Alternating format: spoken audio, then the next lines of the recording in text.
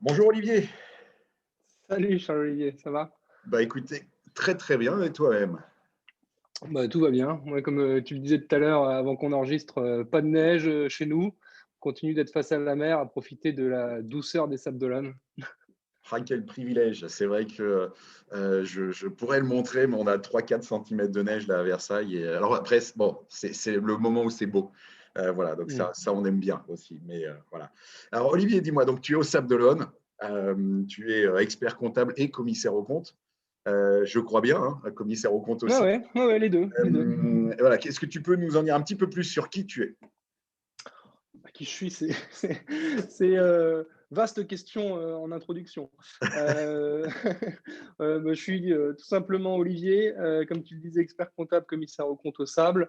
Je ne sais pas par où commencer. J'ai envie de dire aussi sportif parce que le sport, c'est la moitié de ma vie.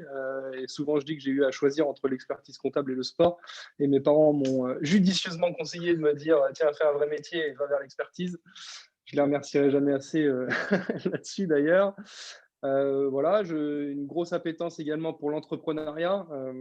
D'ailleurs, bah, j'ai monté mon cabinet il y a quelques années et c'est vrai que les profs que j'ai eu la chance d'avoir à l'ESCA d'Angers, puisque j'ai fait l'école de commerce d'Angers, j'ai eu certains profs experts comptables et qui m'ont montré en fait des facettes super intéressantes du métier et super inspirantes.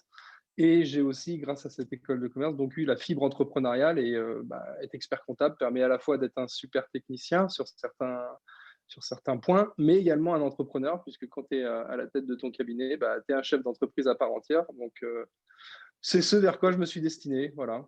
Top. Et du coup, du cabinet Bell Eden, vous êtes combien aujourd'hui? Bah, Bel Eden, en fait, pour refaire l'histoire très rapidement, moi j'ai monté mon cabinet donc ex nihilo en partant de rien au 1er janvier 2016.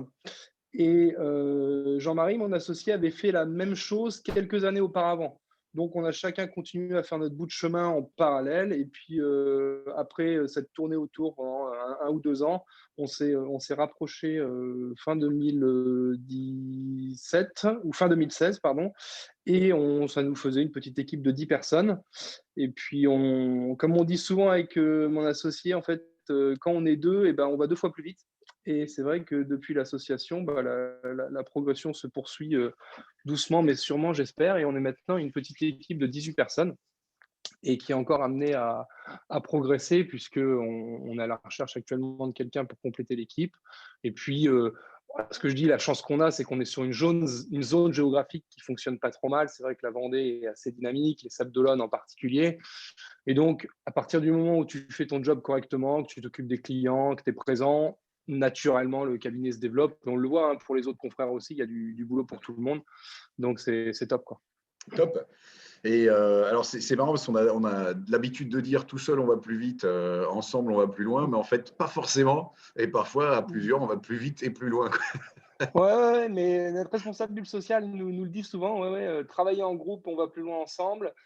C'est vrai, il y a un peu de tout ça, mais c'est vrai que, comme je disais en introduction, l'expert comptable, enfin le métier d'expert comptable fait appel à tellement de facettes que très honnêtement, j'envisagerais plus maintenant de pouvoir gérer toutes ces facettes tout seul, entre le recrutement, la communication, la technique métier pur, la gestion de la boîte, la compta du cabinet. Enfin voilà, c'est vraiment à moins d'être un surhomme, enfin, il y en a qui arrivent, hein, très bien, hein, mais moi, je me considère vraiment pas comme un surhomme et je me sentirais pas capable de gérer toutes ces facettes tout seul. Et c'est vrai qu'avec Jean-Marie, on est assez différents mais complémentaires, ce qui nous permet de mieux nous répartir les tâches que quand on était chacun tout seul de notre côté, quoi. Excellent. Alors, vous avez quelque chose pour moi de particulier et une des raisons pour lesquelles je suis ravi de pouvoir être avec toi ce matin, Olivier, c'est que pour moi, vous avez une image, vous avez développé une marque, la Ouais, marque Bell Eden, du coup. ouais. Et en fait, c'était moi, enfin, vraiment une des raisons pour lesquelles j'avais envie qu'on échange, c'était de comprendre un petit peu euh, pourquoi, enfin, en quoi vous êtes différent et ce qui se voit de l'extérieur. Et en fait, je trouve que c'est tellement bien fait que bah, j'ai à cœur que ça puisse être partagé un peu. Ouais, alors c'est un sujet là, que tu mets sur la table qui est vraiment un sujet qui nous tient à cœur. Moi qui me tient à cœur, bon, comme je le disais, de par mes études, c'est vrai que j'ai fait des stages avant, un peu en marketing, en communication, travaillé pour des grands groupes qui qui eux ont une maîtrise quasi parfaite de l'image de marque. Et c'est vrai que, comme je disais, l'expert comptable étant un entrepreneur à part entière, je disais, il n'y a pas de raison de créer notre image de marque cabinet, quoi. D'ailleurs, pour l'anecdote, quand on s'est associé avec Jean-Marie, il y a toujours le petit concours d'ego au début en disant on va mettre quel nom pour le cabinet. Il s'appelle Jean-Marie Bell, moi je m'appelle Olivier Den, et c'est vrai qu'il avait déjà sa plaque avec marqué Bell, on a mis Bell et Den. Et on n'a pas cherché midi à 14h pour plusieurs raisons. D'une part, parce que le nom sonnait bien, Bell Eden, bon voilà. D'autre part, on a fait des économies sur l'enseigne, il y a juste eu à rajouter mon nom, c'était très bien. Et puis, le dernier point, c'est que on a volontairement mis juste Bell Eden, on n'a pas mis cabinet Bell Eden. Parce que Bell Eden, justement, on voulait déjà que ça devienne une image, une marque. On voulait que ça sonne bien et qu'on ne soit pas forcément dans l'optique expertise comptable, commissariat aux comptes. C'est une marque à part entière, dans un secteur d'activité à part entière. Et puis, au fur et à mesure, à force de communiquer ponctuellement à droite à gauche sur les réseaux, localement, et la marque Bell Eden est en train petit à petit je ne vais pas dire de marquer les esprits, mais de rentrer dans les têtes. Voilà. C'était un petit peu notre complexe d'infériorité quand on s'est lancés tous les deux. Il y avait des super beaux cabinets qui sont d'ailleurs toujours là, mais implantés depuis 20-30 ans. Et donc, leur nom résonnait dans la place. Ils étaient super connus. Et puis, souvent, on nous demandait tu travailles chez qui? Je travaille chez moi, chez Bell Eden, quoi. Et donc, petit à petit, on essaye nous aussi d'avoir un nom qui commence à causer un peu, quoi. Voilà. Excellent. Alors, moi, effectivement, je pense que vous avez une marque d'entreprise et une marque employeur. Et vous avez quelque chose qui vit. Est-ce que tu peux m'en dire un petit peu plus sur ce qui se passe chez vous? Ouais, ça, la marque employeur, j'essaye de m'intéresser un petit peu aux tendances de management, aux tendances actuelles en communication. C'est vrai que la marque employeur, c'est vraiment quelque chose qui est beaucoup mis en avant par les cabinets de recrutement, par les conseils en entreprise pour justement faciliter les recrutements, diminuer le turnover, etc., etc. Bon, c'est quelque chose sur lequel on essaye de bosser un petit peu. Alors, on n'en fait pas un objectif à part entière parce que c'est ce qu'on dit à chaque fois, que ce soit en termes de communication ou de management, il faut rester quand même dans le naturel et l'authentique. C'est-à-dire que si jamais on te dicte un peu les bonnes conduites et ce qu'il faut faire, si ce n'est pas complètement en adéquation avec qui tu es et ce que tu souhaites faire de ta vie et de ton entreprise, ça ne va pas fonctionner, ça va sonner faux, quoi. Donc, nous, on est un petit groupe de jeunes. Il y a beaucoup de passionnés de sport là-dedans. Donc, on communique pas mal autour de ça. On facilite pas mal l'intégration des uns et des autres au cabinet autour de ça. On facilite la pratique du sport pour justement que les uns et les autres se sentent bien. Ça nous différencie un petit peu d'autres entreprises, d'autres cabinets. Donc, on travaille autour de ça. On sponsorise aussi directement ou indirectement quelques événements, sportifs ou non. Voilà, on a des salariés qui se débrouillent pas mal dans leur sport pour certains. On a une qui fait du surf de manière, je ne vais pas dire professionnelle, mais très aboutie. Elle est jeune, elle est apprentie, et on lui a payé une partie de sa planche de surf. Bon, voilà, c'est des choses qui… Qu'on a retrouvé en photo, du coup, sur Facebook, Ouais, la planche de surf. Voilà. Non, Et non, mais on continue, entre guillemets, de le faire naturellement, selon les envies du moment. Et puis, on surfe aussi sur sans mauvais jeu de mots d'ailleurs, mais sur des événements locaux sur lesquels on se sent particulièrement légitime ou investi. Il y a eu un défi mobilité il n'y a pas longtemps là, pour inciter toutes les entreprises de l'agglo à faire bouger leurs salariés en vélo. Là, clairement, on était full power, quoi. Top. En fait, j'allais te poser la question, mais tu as déjà répondu. Si pour toi, la clé, c'était l'authenticité. Et en fait, tu l'as dit, tu as employé le mot à plusieurs reprises, c'est d'être soi-même. Et je pense qu'en fait, vous avez trouvé votre ADN. Et comme vous avez votre ADN qui, en fait, te ressemble à toi en tant que patron et probablement à ton associé, en fait, tu communiques naturellement. Et en fait, ça se ressent. Et en fait, vous avez fait des choix finalement. Donc, en fait, je pense que si on peut en tirer quelque chose, pour moi, c'est l'authenticité, le professionnalisme. C'est-à-dire que d'un côté, ce que vous faites bien. c'est propre, c'est léché. Et en fait, vous êtes vrai, vous êtes vous-même et vous capitalisez sur vos passions. Enfin, voilà, vous vivez vos passions. Et en fait, ça se ressent. Et je pense que c'est ce que je comprends, moi, comme étant vraiment la vraie façon de communiquer aujourd'hui. C'est pas de faire de la communication de boîte du CAC 40. C'est d'avoir ça, son ADN et sa façon d'être à soi. Ouais. Là-dessus, on avait été, comme beaucoup d'autres entreprises ou cabinets, contactés par différentes boîtes, notamment même des éditeurs de logiciels, pour s'occuper de notre communication. Parce que c'est vrai que les experts comptables n'ont pas de temps, ils ne savent pas forcément faire techniquement. Bon, il y a plein de bonnes raisons. Ça, c'est clairement quelque chose sur lequel on n'a pas voulu aller, parce que on veut faire ça vraiment de manière, comme on le disait, authentique et spontanée. On sait bien sur les réseaux et autres qu'il faut communiquer régulièrement. Ça ne sert à rien de mettre 5 informations pendant une semaine et puis rien pendant 2 mois. Mais pour autant, même si on essaye de communiquer régulièrement et de donner des news du cabinet régulièrement, on le fait vraiment quand on a quelque chose d'intéressant à proposer, quand on a une info intéressante à proposer ou quand on a un truc marrant sur lequel communiquer, quoi. Et c'est vraiment de l'ultra personnalisé. Et là, ce n'est pas un reproche que je fais aux professionnels, mais c'est impossible de personnaliser autant qu'on le fait nous, puisque c'est notre truc, c'est nous qui écrivons les posts, c'est nous qui allons voir nos clients, c'est nous qui allons les mettre en avant. Donc, et pour nous, c'est vraiment la seule manière, la seule bonne manière de communiquer, puisque c'est celle qui nous ressemble.